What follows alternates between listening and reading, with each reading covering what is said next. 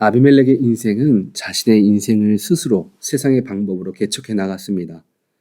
처음 자신의 인생을 펼쳐갈 때만 해도 모든 것들이 잘 되는 것처럼 보였습니다. 그리고 자신이 지은 죄들이 마치 무죄인 것 같이 생각하며 살아갔습니다. 그러나 주님이 없는 그의 인생은 믿었던 사람들이 배신하고 함께했던 민족을 끊어내는 결말을 맞게 되었습니다. 본문 41절을 보면 아비멜렉은 아루마에 거주하고 수불과 가알과 그의 형제들을 쫓아내어 세겜에 거주하지 못하게 하더니, 이 아비멜렉과 분쟁을 만들기 위해서 나타난 사람이 바로 가알입니다. 하나님은 한때 아비멜렉을 따랐던 세겜 사람들이 가알을 통해서 아비멜렉을 배신하게 만드셨습니다. 그리고 그 배반의 모습을 보고 세겜의 성읍장관인 수불이 아비멜렉에게 이 사실을 전합니다. 가알편에서 아비멜렉을 반역한 사람들은 세겜에서 쫓아내어졌다라고 성경은 이야기합니다. 이 쫓아내어지다라는 단어는 이 창세기에 아담과 하와가 선악과의 죄로 인해서 에덴 동산에서 하나님으로부터 쫓겨나왔다라는 단어와 동일합니다. 내가 나고 자란 고향에서 그들은 쫓겨나온 것입니다. 아비멜렉은 자신을 배신한 그 무리들을 내보낸 것도 모자라 그들의 싹을 자르려고 했습니다. 한때 자신과 목숨을 걸고 자신과 함께 걸었던 사람들을 한 번의 실수로 단칼에 그들을 끊어버린 것입니다. 본문 44절을 보면 아비멜렉과 그때는 돌격하여 성문 입구에 서고 두 무리는 밭에 있는 자들에게 돌격하여 그들을 죽이니, 아비멜렉의 리더십을 보면 그의 인생이 하나님과 멀어진 삶을 살아가고 있음을 우리는 확인할 수 있습니다. 이 아비멜렉의 삶은 눈에는 눈, 이에는 이, 내가 받은 것을 2배, 3배로 더해서 갚아주는 사람이었습니다. 이미 자신의 삶의 터전에서 쫓겨난 사람들을 찾아가 죽이는 것으로 끝나지 않았습니다. 다시는 그 민족이 자신을 해하려 하지 못하도록 아비멜렉은 만들었습니다. 45절을 이어서 보면 모든 백성을 죽이고 그가 한 행동은 이 아비멜렉이 그날 종일토록 그 성을 쳐서 마침내는 점령하고 거기 있는 백성을 죽이며 그 성을 헐고 소금을 뿌리니라.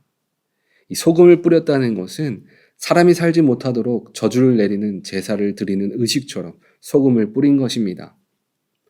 아비멜렉은 철저히 응징함으로써 다른 사람들도 하여금 반역을 하지 못하게 하는 의도로 이렇게 잔인하게 일을 진행해 나간 것입니다. 아비멜렉은 세상에 보여지는 권위를 통해서 사람들을 끌어나가려고 했습니다. 그리고 죄악된 모습을 자신뿐만 아니라 자신을 따르는 모든 사람들에게 그대로 따르도록 만들었습니다. 오늘 본문 마지막 49절을 보면 모든 백성들도 각각 나뭇가지를 찍어서 아비멜렉을 따라 보르 위에 놓고 그것이 얹혀있는 보르에 불을 놓음에 세겜 망대에 있는 사람들이 다 죽었으니 남녀가 약 1000명이었더라. 하나님은 오늘 말씀을 통해서 하나님을 알지 못하는 사람들이 죄 가운데 살아가는 모습을 아비멜렉을 통해서 보여주고 있습니다. 그리고 그 죄악된 모습들은 혼자만 갖고 있는 것이 아니라 내 주변 사람들에게 마치 그것이 맞는 것처럼 전달되어지고 그렇게 살아가도록 만든다는 것입니다. 그런데 오늘 우리가 본 아비멜렉의 모습은 현재를 살아가는 수많은 사람들의 모습 가운데 죄라고 여겨지지 않고 당연히 세상 가운데 살아가기 위한 모습이라고 보여지고 있다는 것입니다. 죄의 모습은 현재를 살아가는 우리들에게도 동일하게 보여집니다. 남들도 다 그렇게 살아가기 때문에 그 길이 맞다라고 생각합니다. 하지만 주님은 오늘 말씀을 통해서 그 길은 구원받지 못하는 길이라는 것을 정확하게 우리들에게 보여주고 있습니다. 그렇다면 주님께서 우리들에게 원하시는 세상을 살아가는 법은 무엇입니까? 처음에는 세상의 방법으로 살아가는 방법밖에는 없다라고 사람들은 생각합니다. 그래서 아비멜렉 밑에서 따르는 백성들 또한 그의 모습을 그대로 보고 따라가는 모습을 볼 수 있습니다. 우리가 세상을 살아가다 보면 수많은 편법과 또 거짓이 진실의 모습으로 나타나는 것을 볼 수 있습니다.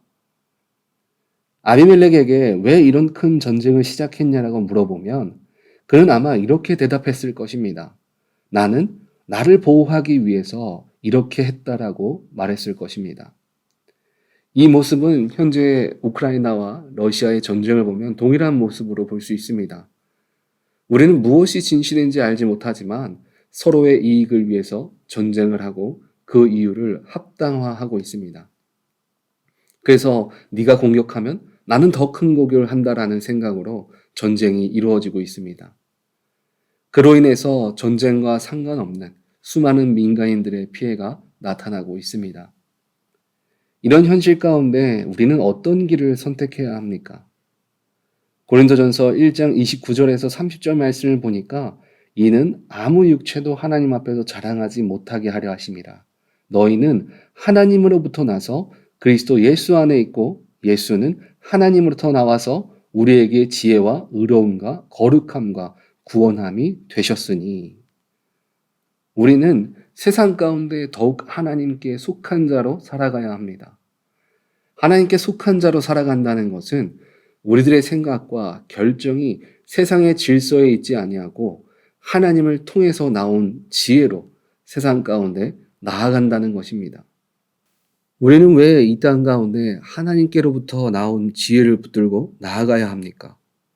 왜냐하면 그 인생 가운데 주님이 주시는 구원이 있기 때문에 그렇습니다. 하나님께로 나온 인생이 바로 구원의 길이기 때문입니다. 세겜 사람들의 첫 시작을 보면 아비멜렉이 너희와 나는 친족이라 말하면서 자신이 행할 일들을 함께 하자라고 말했습니다. 그래서 세겜 사람들은 기드온의 70명의 자녀들을 죽이는 것을 함께 하였습니다. 하지만 그 인생의 결말은 어떻습니까? 이전에는 내 뜻이 다 맞는 것처럼 보였지만 결국 주님 없는 인생 가운데 세겜 땅은 멸망당하고 그 후손들까지 모두 죽임을 당하게 됩니다. 우리는 주님께 속한 자로 주님께로 나온 지혜로 나아갈 때 주님의 구원이 우리에게 임할 줄 믿습니다. 우리가 세상을 살아가는 법 두 번째는 사랑이 앞서는 삶을 살아가야 합니다. 오늘 본문에 등장한 아비멜렉과 세겜 사람들은 서로를 신뢰하는 사이가 아니었습니다. 그저 자신들의 이익에 따라 관계를 가진 사람들이었습니다. 나 자신의 이익이 앞서는 삶을 살았기 때문에 서로를 믿지 못하고 배신하는 관계가 되었습니다. 그러나 주님은 믿는 자의 관계를 이렇게 말씀하십니다. 마태복음 5장 43절에서 44절을 보면 또 내 이웃을 사랑하고 내 원수를 미워하라 하였다는 것을 너희가 들었으나 나는 너희에게 이르노니 너희 원수를 사랑하며 너희를 박해하는 자를 위하여 기도하라. 주님께서 우리들이 이 땅 가운데 만나는 모든 사람들을 관계하는 것에 있어서 사랑으로 나아갈 것을 말씀하셨습니다. 그리고 그 사랑을 통해서 하나님의 은혜와 일하심을 느끼게 될 줄 믿습니다. 오늘 아비멜렉의 인생을 통해서 믿는 자가 이 땅 가운데 살아가는 법에 대해서 우리가 보았습니다.